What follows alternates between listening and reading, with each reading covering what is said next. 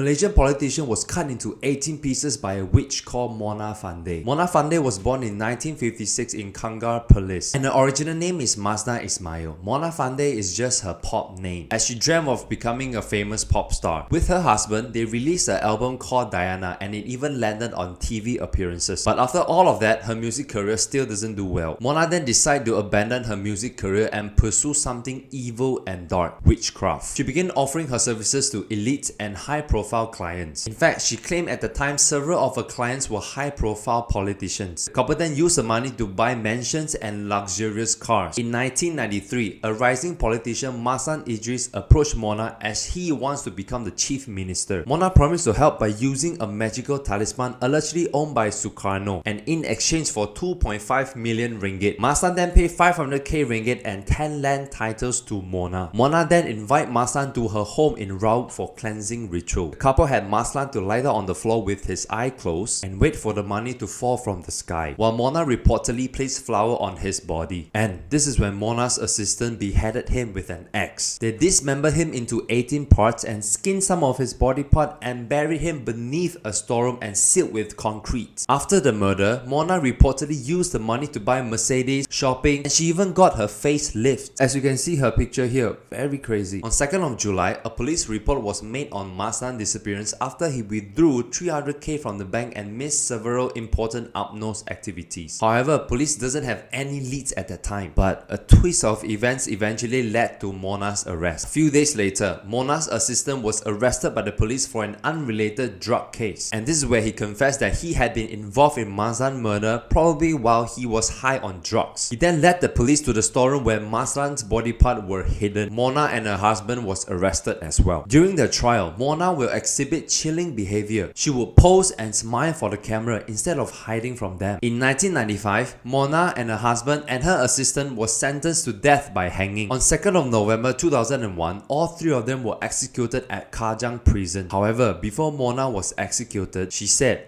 "Aku takkan mati," which means I will never die. This case was so shocking that Malaysia abolished trial by jury shortly after. This is the case of Mona Fandey, probably one of the most horrifying cases in Malaysia. May the victims' souls rest in peace.